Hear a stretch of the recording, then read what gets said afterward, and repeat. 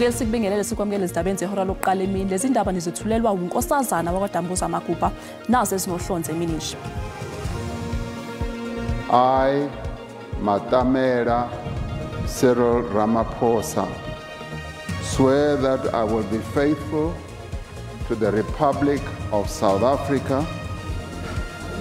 UCyril Ramaphosa usegcotshwe njengomengameli wezwe emcimbini obanjelwe ezindlini zombuso ePitoli. uRamaphosa uqala ihlandla lakhe lesibili lokwengamela izwe ngemuva kokuvotelwa amalungu eshayamthetho ngesonto eledlule. It's not the ANC that gets to invite everybody, as Fikile seems to think. He keeps on actually making public statements about this one's joined and that one's joined, but he must read clause 24 of the document that he signed. Ubukeka kunokungaboni ngasolinye phakathi kwamaqembu ayingxenye yohulumeni wobumbani ANC neDA mayelana nokuthi isivumelwano salamaqembu sizosebenza kanjani. iDA ithi ANC ayikwazi ukuthatha izinqumo nokumema amaqembu amasha ngaphandle kokukhulumisana nayo.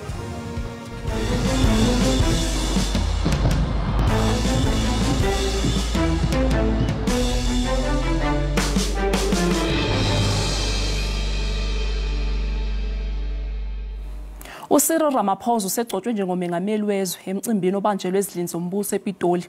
uRamaphosa uqala ihlandla lakhe lesibili lokwengamela izwe ngemuva kokuvotelwa amalungu eshayamthetho ngesonto eledlule. Ake siucoshe bukhoma lo mcimbi. Of production and commerce. Today I make a solemn commitment to be a president for all South Africans, not of some South Africans. To defend our Constitution and to protect our democracy. To work with all those who share the dream of a better life for all. To care for the poor, the vulnerable, and to support all those who are in need. And to make our country stronger, more resilient, more equal, and more united. This is the dream that the poet Sandile Dikeni describes in his work called Love Poem for My Country. My country is for health and wealth, he says. See the blue of the sky, and beneath the jewels of fish, deep under the bowels of soil. Hear the golden voice of a miner's praise for my country. My country is for unity. Feel the millions. See their passion. Their hands are joined together, and there is hope in their eyes. On this day, our hands are joined together. We are united as South Africans. We are full of hope. Let us carry this hope to permeate throughout our nation so that everyone can join hands to build the South Africa of our dreams.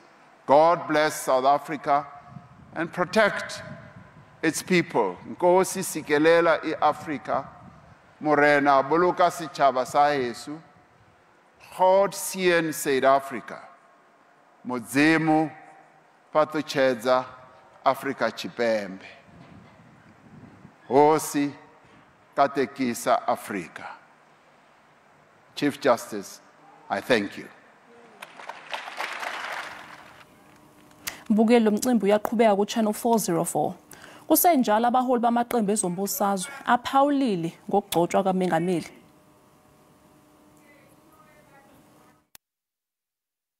Witnessing here today is a peaceful transfer of power. The election was held, the outcome has been accepted, the ANC have lost the majority, there's no tanks on the streets, there's no martial law. What we're witnessing today is a transfer to a different government. Today, the main focus is the inauguration of the president. The president, I believe, will take an opportunity to make the roadmap of our country, and very soon he will have to announce his cabinet. The things that are missing are what is the agenda for the next 5 years? So you can't just join for the sake of joining. You've got to know what government is going to do, how we build a strong government, and how do we deliver for 60 million. And I'm unclear about that. So I will await until we can have that conversation and then take the thing forward. The peaceful transfer of power from one administration to the next is something that we must always cherish. And in South Africa, it is orderly, it is filled with tradition, and it helps to build a democratic culture. So I'm very happy to be here today. Usihlalo wesigungu esiphezulu seqembu iDemocratic Alliance uHelen Zille uqagula ukuthi unobhala jikelele we-ANC ufikile Mbalula kubukeka sengathi akasiqondisisi isivumelwano sohulumeni wobumbano lwamaqembu.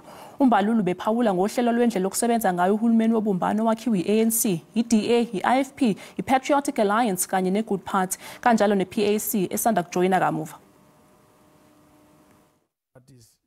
uMbalula ubephendula maqondana nokuthi kungabe iDA ilona qembu kuhulumeni wobumbano okuzokhala isicathulo salo uma kwenzeka kufinyelelwa lapho ngekho khona ukuvumelana njengoba phela liqukethe isisindo samandla esingamaphesenti angama-20. It might as well happen that the DA disagrees, but I'm saying it does not have the veto power from not saying the decision cannot be taken. The threshold of 60% is of all the parties which will be participating. A single political party cannot stop the operations of the executive in this, unless institutionalized and reflected in the constitution of the country that that veto power, it is acceptable. Ohola isigungu seqembu ku-DA uHelen Zille uthe ngokwamaphuzu aqukethe kusomqulu wesivumelwano sohulumeni wobumbano i-Government of National Unity kuzodingeka ukuthi ngaso sonke isikhathi kube nokuvumelana kwamaqembu onke ayingxenye ye-GNU. Without the Democratic Alliance, the ANC can't reach 60% of the seats in the National Assembly occupied by the Government of National Unity parties. uZille usole i-ANC ngokuthi kubukeka sengathi ifuna ukuzenzela izinto ngaphandle kokuxhumana namaqembu akuhulumeni wobumbano njengoba iqhubeka nokumema amaqembu amasha ingaxhumananga nabo. The ANC can't bring people in that they feel like bringing in. This is another thing that Fikile doesn't seem to understand, because it says that in keeping with the spirit of an inclusive GNU, it is agreed that the composition shall be discussed and agreed amongst the existing parties whenever new parties decide to be part of the GNU. Now, agreed means by sufficient consensus. Kulindeleke ukuthi lamaqembu ayingxenye ye-GNU abambe inguyazana yomhlangano maduzane lapho ezophothula khona uhlelo lokwabiwa kwezikhundla zongqongqoshe kanye namakomiti athile eParliamente. Liyaqhubeka icala lomholi we-EFF uJulius Malema kanye nonogada wakhe uAdrian Snyman laba abasolwa ngokuqhumisa isibhamu ngokungemthetho esihlangalaleni ngesikhathi leli qembu likhuphe iminyaka emihlanu emdantsane e-Eastern Cape ngo-2018. If you look at the area where it says on a cartridge case, it can only be from the injection port or the deflector. That's all. I'll have to examine the whole cartridge, look at all the class characteristics, and then you can make a determination with 100% certainty is I correct. Thank you for your honesty. You are not 100% sure that that is indeed so. Is that correct? Oh, 100% yes. I am sure that it is, but you are disagreeing with me. Please answer for the question, sir. You are not 100% sure. I'm 100% sure. Sithatha iqhu ezitolo kanti uMasibuyesu uzophathela udaba oluthi. It was important when one was making a determination of appointing the cabinet to also consider the experience so that not everyone would be new. Undunankulu omusha wesifundazwe KwaZulu-Natal uThami Ntuli unokuzethemba ngokuthi amalungu eCabinet lakhe ayi-10 azokwazi ukwenza umsebenzi wokuhlinzeka izakhamuzi zesifundazwe ngezinsiza zikahulumeni.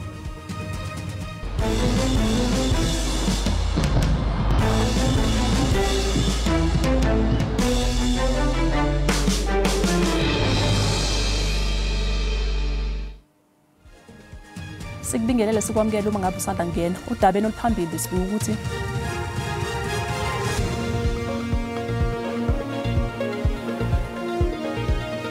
uCyril Ramaphosa usegcotshwe njengomengameli wezwe emcimbini obanjelwe ezidlini zombuso ePitoli.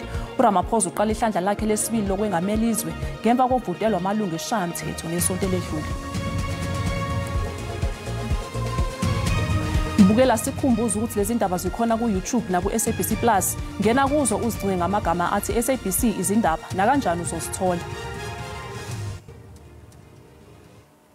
Ikhomishana ezimele yengamela ukhetho kuleli IEC iphinde yagcizelela ukuthi imphumela yokhetho lukazwelonke kanjalo nezihlalo ezinikezwa amaqembu ezombusazwe azikashintshi. Lokhu kuza njengoba iIEC bifuna ukuchaza malungana nesibukeze esenze ebhodini lemphumela ku website yayo. The results that were announced on the 2nd of June and the seats that were assigned on the 2nd of June have not changed.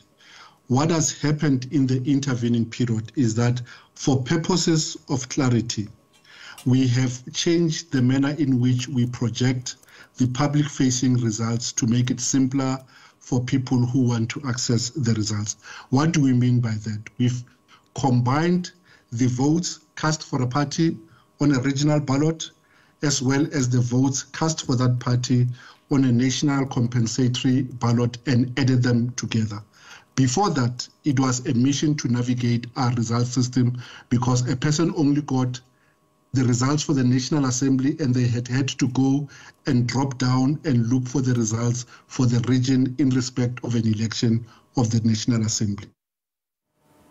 uThami Ntuli osanda kuqokwa njengondunankulu esifundazweni kwaZulu-Natal uthi ubehlosa ukuthi isigungu sakhe sibandakanya sebamkantshubomvu nabasebanja. uNtuli uqokwe njengondunankulu ngesonto ledlule emva kokuthi iANC, iIFP, iDA kanye neNFP benqume ukusebenza ngokubambisana.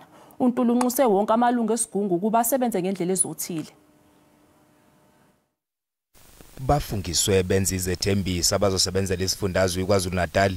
uNdunankulu uThami Ntuli unikeze iIFP ikhundla ezine esigungwini sakhe eyintathu zathola iANC, iDA yathola 2 kwathi iNFP yathola esisodwa.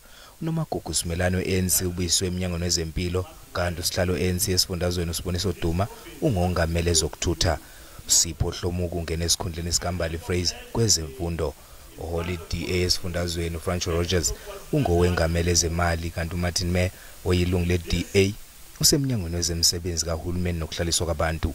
abe-IFP okungumfundisi Musa Zondi, umfundisi Thula Sizwe Buthelezi, uThembeni Mthetho kanye nomuntu omuhle Khawula bangamele ezokuthuthukiswa komnotho, ezokubusa ngokubambisana nomnyango wezolimo, ezemidlalo namaciko ngokulandelana kwabo.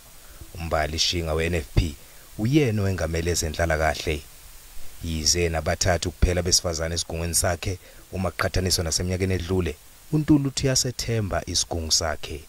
It was important when one was making a determination of appointing the cabinet to also consider the experience so that not everyone will be new. Not everyone will be starting to learn. So a special consideration had to be made, in particular to ensure that also the women of our country, they play a role. uNdunankulu osanda kuqokwa uphinde wafunga wagomela ekutheni uzolwisana nobugebengu esifundazweni kwaZulu-Natal. uNdunankulu waseMpumalanga uMandla Ndlovu kanye namalungu esigungu sakhe bafungiswe ngokusemthethweni eMbombela kanti kuqokwe ongqongqoshe abasha bayisithupha. Njengoba sekungene buholi lobuntsha kulesifundza seMpumalanga, Mandla Ndlovu uye waqokwa njengandunankulu wakulesifundza seMpumalanga. Ndlovu bekathi angumphathiso welitiko letemisebenzi yesive kanti uphinza abe ngosihlalo walenhlangano yeANC kulesifundza seMpumalanga. Kanti ke leli tiko letekubusa ngekubambisana liye lahlanganiswa naleli lekuhlaliswa kwabantu. Kwase kuthi leli tiko letetimali naleli lelibuke temnotfo aye ahlukaniswa lamatiko lamabili. Ndunankulu uMandla Ndlovu umemethelele lecabinet lakhe ngalena ndlela.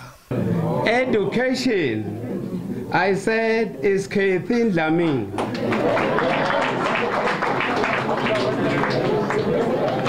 Public Works, Roads and Transport, Mr. Thula Sizwe, Simon Thoma.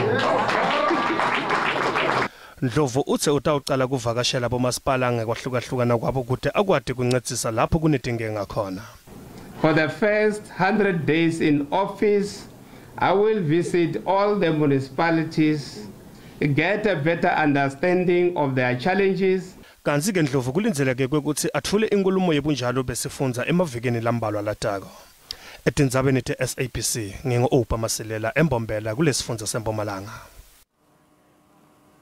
Kusenjalo undunankulu osanda kukhethwe eLimpopo uPhophi Ramathuba naye usememezela amalungu eCabinet lakhe elisha. Amalunga amasha aqokwe uRamathuba ukuba engamele eminyango ehlukene kuhulumeni wesifundazwe anikezwe umsebenzi ukuba aqinisekise amathuba emisebenzi entsha. uRamathuba uthi bazosebenzela uqinisekisa ukuthi izakhamuzi zaseLimpopo zithola amanzi. Unxenxe ukuzinikela ebuholini. Department of Education,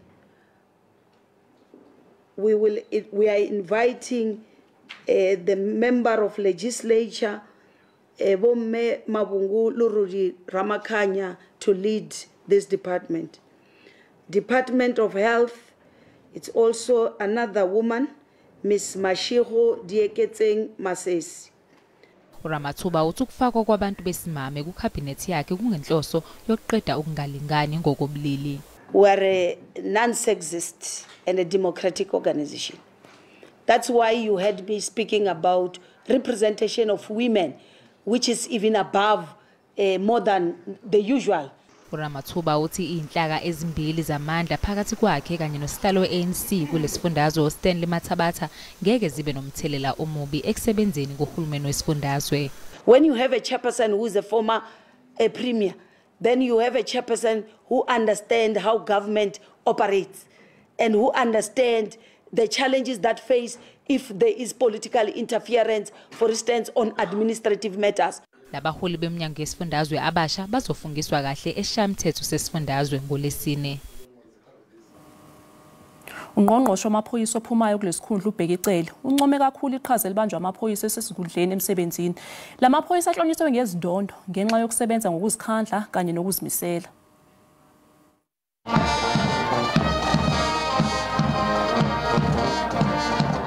Ungqongqoshe wamaphoyisa uwachome uphapheli gwalagwala amalungu embokode bomvu wathi ashaye into ecokeme. Yini indlela abayihambile ukuba 30 years usembuthweni wamaphoyisa akuyona into encane akuyona into okudlala. Kunzima ukusebenza kulombutho, kunzima ukusebenzela abantu, kunezikhathi la khona kube buhlungu ucabanga ukuthi ugoduke. Ubese khuluma nangokushiya kwakhe embuthweni wamaphoyisa wathi ubonga kakhulu ebantwini baseNingizimu Afrika, uthi ke usayothi gozololo ekhaya ngaphambi kokuphinda cabange ngokulandelayo. Mangisuka la kukaCele ngekhaya kunomuzi wakaCele ekufanele umuntu mhlamba ayohlala kona nje abheke azungeze athathe isikhashana sokuphumula, athathe nesikhathi sokuphendula lo mbuzo ushoyo ukuthi makusuka la kubhekwaphi. Baphuphuma injabulo ke abebeklonyeliswa ngeindondo namhlanje ePitoli. It means a lot. It motivates me. It keeps me moving in the detective until I retire or within the South African Police Service. I joined the police service on the 10th of April 1984. Since then, up to date, I'm 40 years in the police plus. I was never absent from work due to reporting of sick. Ungqongqoshe ke wamaphoyisa uBheki Cele uyena obikade ekomelisa abebekade benikezwa indondo ngomsebenzi wabo abawenzile kuleminyaka engama-30 besemsebenzini. Igama lami nguCalvin wakwaDludla endabeni zeSABC ngibika ngikomkhulu ePitoli. Sithanda ukwexwayisa laba abanezinhliziyo ezisheshe ezizwele ngalombiko olandelayo. Izakhamuzi zaseNamiba Square eBloemfontein zisashaqekile kulandela isigameko lapho owesifazane oneminyaka engama-28 ehlaselwe ama-pitbulls amane ngomsombuluko ntambama ngesikhathi ematasa esebenza. Esinye futhi isigameko somuntu ohlaselwe yi-pitbull. Owesifazane oneminyaka engama-20 uhlaselwe ama-pitbulls waze washona. Uhlaselwe izinja zesoka lakhe lapho behlala khona nengane yabo enezinyanga ezi5 kanye nentombazanyana eneminyaka emi5. Omakhelwane bathi izinja zibe nolaka ngesikhathi zibona lo wesifazane eshaya ingane yakhe eneminyaka emi5. Omakhelwane bathi bezwe isililo ngesikhathi lo wesifazane ecela usizo baphuthuma. Nidita koyene thadimoloma khahweli. Ngesikhathi izinja zimhlasela ungimemezile ngegama mengithi ngiyangena esangweni bese sivele siqalile ukumluma. Sizamile ukuzikhuza nokuzishaya ngamatshe kodwa lezi zinja asifani nezinye asifunanga ukumyeka. Namaphoyisa afike sevele seshonile. Dinja tse because ke dinja tse ile hore a di tshwane le dinja tse ding. So nentse ke robetse ka tlunga ke tshwa Ngibona izinja ziluma umakhelwane zizamile ukumhlenga kodwa sehlulile. Nami ngigcine sengidlunywa inja iyodwa ngabaleka ngaphindile ekhaya. Lolu hlobo lwezinja luyingozi ngempela. Amaphoyisa aphuthuma endaweni yesigameko afika isisulu sesishonile sinamanxiba amabi emzimbeni. Amaphoyisa kuphoqelekile ukuba abulale izinja ezintathu kulezi ebese ehambisa eyodwa eSPCA kanye nemidlwane. Icala lokubulala ngokungenhloso selivuliwe. Bukela umhlahlo wesimo sezulu yalandela emva kwekhefu.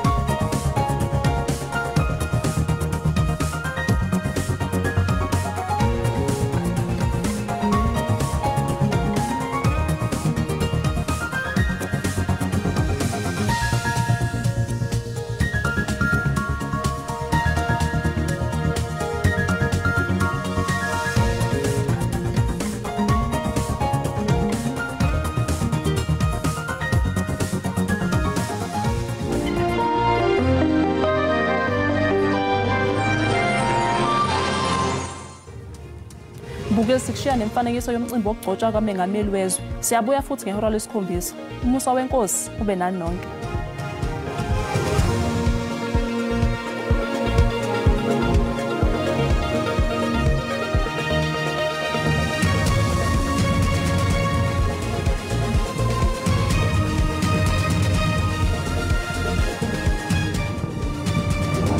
Years of resilience in the face of adversity, 30 years of forging forward, 30 years of embracing the light while dancing in the shadows of